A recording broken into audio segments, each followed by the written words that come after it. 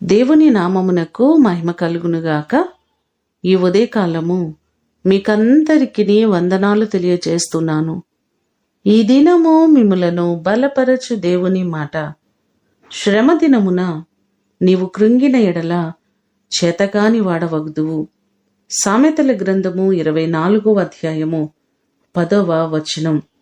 కొన్ని సందర్భాలలో మనకున్నటువంటి సమస్యలను బట్టి మనము కృంగిపోతున్నాం, ఆందోళన చెందుతున్నాం.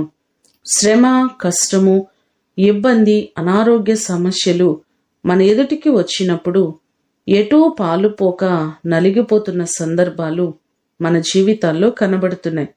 కానీ బైబిల్ అంటుంది, శ్రమ దినమున కృంగిపోయిన ఎడల చేతగాని వాడవవుతావని మనకు సెలవిస్తుంది.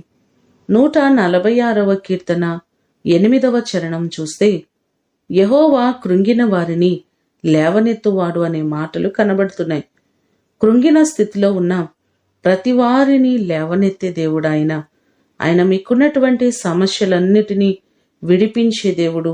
మీరు అనుభవిస్తున్న నిందల నుంచి, మీరు అనుభవిస్తున్న ప్రతి కష్టాల నుంచి విడిపించి దేవుడు మిమ్ములను లేవనెత్తునుగాక. ప్రార్థన చేసుకుందాం. పరలోకమందున్న మా తండ్రి, మీ ప్రశస్తమైన పాదములకు వందనాలు ప్రభువా. కొన్ని సందర్భాలలో మాకున్నటువంటి సమస్యలను బట్టి మేము నలిగిపోచున్నాం. మా సమస్యలన్నిటినీ పరిష్కరించగలిగిన గొప్ప దేవుడవు నీవే. మా ప్రియులెల్లరినీ జ్ఞాపకం చేసుకోండి. ఏ సమస్యల్లో ఉన్నారో, ఏ ఇబ్బందులలో ఉన్నారో ప్రభువా, ప్రతి వారి ఇబ్బందుల నుంచి విడిపించండి. వారికున్న ప్రతి కష్టాన్ని మీరు తీసివేయండి ప్రభువా. అనారోగ్య సమస్యల చేత బాధపడుతూ కృంగిపోతున్న వారున్నారు. ప్రతి వారి అనారోగ్య సమస్యల నుంచి విడిపించి సంపూర్ణమైన ఆరోగ్యములను మీరు కలుగచేయండి. నీ కృపా బాహుళ్యము చొప్పున ప్రతి వారిని మీరు ఆశీర్వదించండి. ప్రతి వారిని మీరు లేవనెత్తండి.